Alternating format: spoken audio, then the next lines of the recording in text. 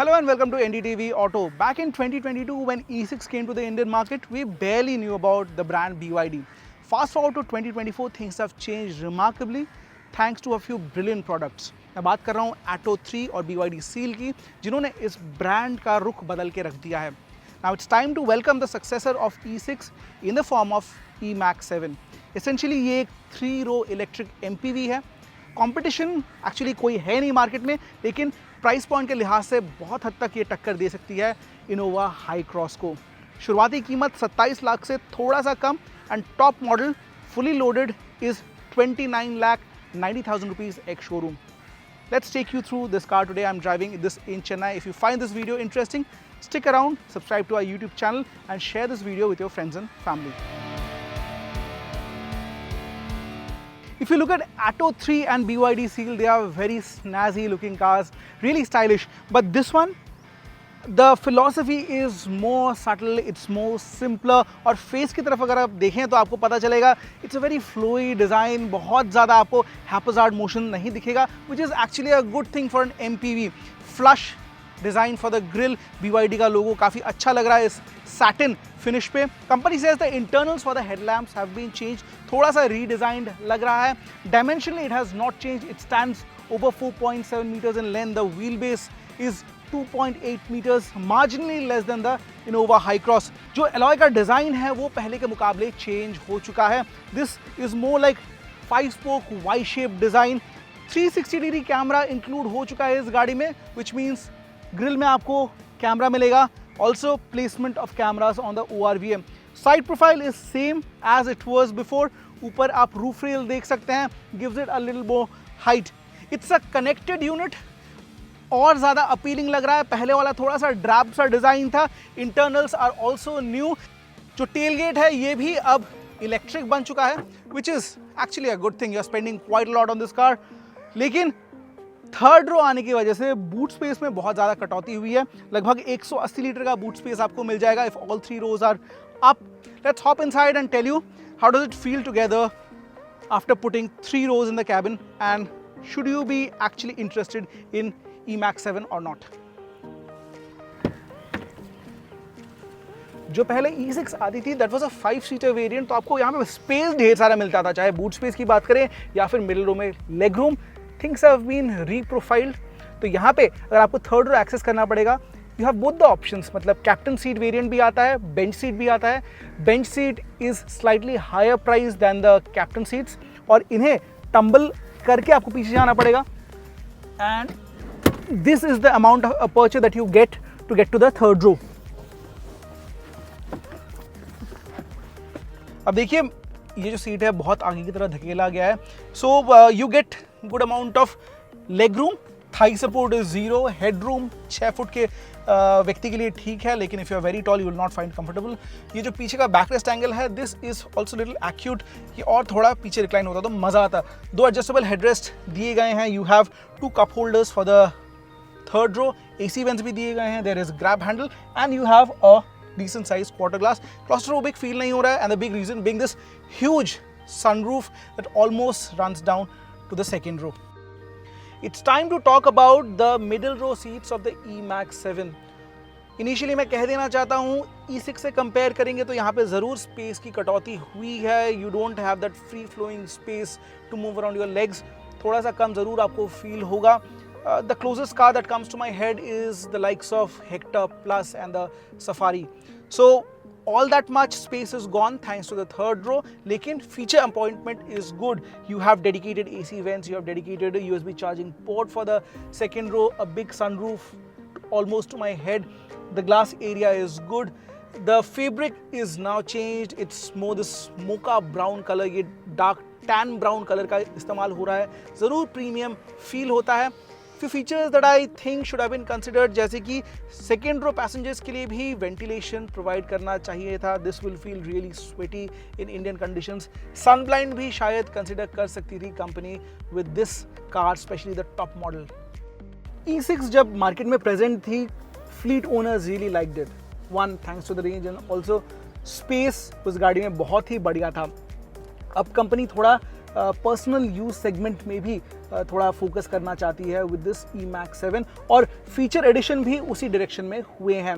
For example, it's still that huge rotatable screen. It's a 12.8 inch screen, and touch of a button, this rotates from vertical to horizontal and vice versa.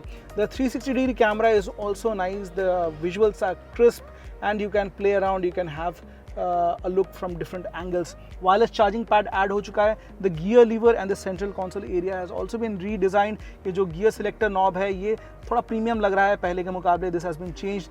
यहाँ पे आपको volume control मिल जाएगा. यहाँ पे और कुछ features मिल जाते हैं. For example, regen mode and drive mode यहाँ से सेट कर सकते हैं.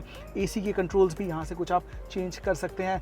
Thing that I found little abrupt was the dashboard design. मुझे लगा था कंपनी इसे भी थोड़ा अपग्रेड कर सकती है. This feels a little bare. Plastic ऊपर ये जो प्लास्टिक इस्तेमाल हो रहा है, this feels a little too cheap for a car that costs roughly 30 lakh rupees. Also, ये देखिए इनसाइड रियर व्यू मिरर ये भी मैनुअल दिया गया है. These things could have been touched upon. ये चीज़ें चेंज की जा सकती थी. However, the front seats are electrically adjustable, और इनका जो सपोर्ट है, padding, cushioning, everything is actually quite likeable.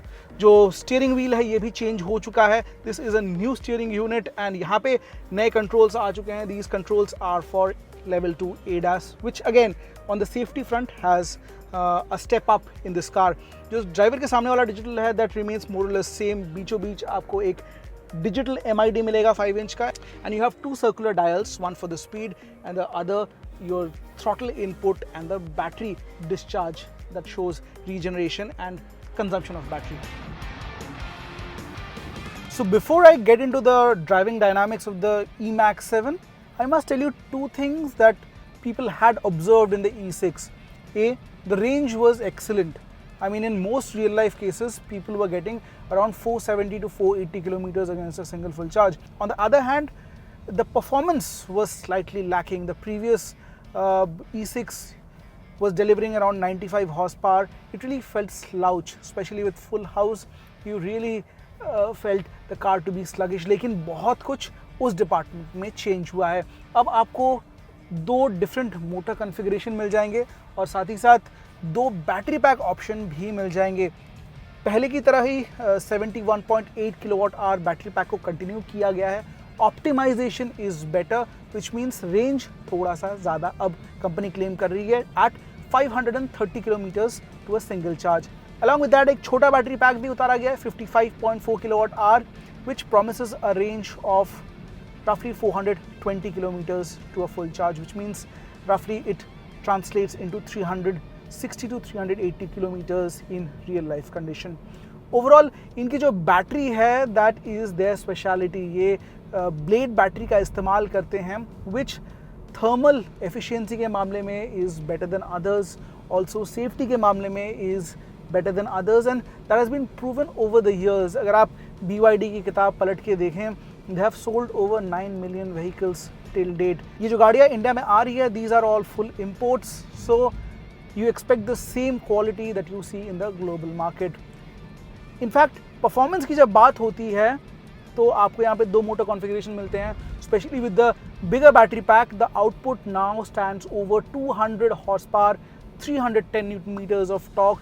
Similarly, जो छोटा बैटरी पैक है वहाँ पे जो मोटर दिया गया है that makes around 163 horsepower and same amount of torque. This is a huge jump over the previous E6, और ये आपको फील होगा जब आप गाड़ी को हाईवे पे चलाते हैं या फिर even during quick overtake if the cabin is fully loaded. 4 या 5 लोग इस गाड़ी में ट्रैवल कर रहे हैं.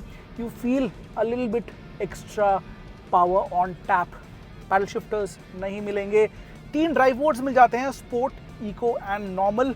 स्पोर्ट मोड में it really feels that extra peppy, feels like extra legs जुड़ गए हैं. It feels a little fast on the move. Eco and normal are more sedate. City driving, bumper traffic में आपको वो महसूस होगा. It's more gradual. दो regeneration के levels भी मिल जाते हैं. However, there's no mode where you can cut down the regeneration altogether. और regeneration का भी जो level है, there is one standard and the second is larger में the intrusion is quite high, लेकिन it is not completely one pedal technology. हमने बहुत सारी गाड़ियों में देखा है where you set the regen at the top at max आप सिंगल पेडल ड्राइव कर सकते हैं। वैसा सीन यहाँ पे नहीं है। कंपनी 8 साल 1,60,000 किलोमीटर का वारंटी का दावा करती है, साथ ही साथ मोटर पे भी 8 साल का वारंटी है। Few electrical parts come with 6 years of warranty रफली इनटू 1.5 लाख किलोमीटर्स। साथ ही साथ सेफ्टी में भी सुधार हुए हैं। ADAS level 2 have kicked in. आपको बहुत सारे ऐसे फीचर्स मिलेंगे जो रियल लाइफ में इम्पैक्ट करते हैं। फॉर एग्जांपल रिवर्सिंग असिस्टेंट या फिर ब्लाइंड स्पॉट अगर गाड़ी निकल रही है, it kind of gives you an alarm. अगर आप बिना नज़र दौड़ाए अगर दरवाज़ा खोलने की कोशिश करते हैं, the alarm system beeps and lets you know. Similarly अगर आप हाईवे पे चल रहे हैं तो lane departure warning, all these collision avoidance, all these factors really come in, and level 2 ADAS की जो इम्पोर्टेंस है वो आपको और ज़्यादा महसूस होती है इस गाड़ी के साथ। एक 7 किलोवाट का AC wall box charger company free of cost provide कर रही है, which roughly takes 10 hours to fully charge the battery। India में मोस्टली 50 किलोवाट का फास्ट चार्जर अवेलेबल आपको दिख जाएगा इन पब्लिक इंफ्रास्ट्रक्चर। 50 से 60 किलोवाट के फास्ट चार्जर में आप लगाएंगे तो ये गाड़ी लगभग 1 घंटे 20 मिनट से 2 घंटे के बीच में फुल चार्ज हो जाएगी। ओवरऑल जो राइड क्वालिटी है दैट्स मोर और less similar as before. It's supple, more like a family car. You don't expect lot of performance out of it. Handling की बात करें तो it's more like the E6। बहुत ज़्यादा crisp या sharp मैं नहीं कहूँगा, it's more predictable. Linear handling आप देख सकते हैं। It goes into the corner, doesn't really feel excited अगर आप कॉर्नर कार्व करना चाहते हैं। बट ओवरऑल जो परफॉर्मेंस है उसके तुलना में और थोड़ी शार्प हैंडलिंग कंपनी ज़रूर इसका कर सकती थी, इसके साथ थोड़ा और ज़्यादा काम कर सकती थी। 2 ट्रिम्स में इस गाड़ी को उतारा गया है, प्रीमियम एंड सुपीरियर।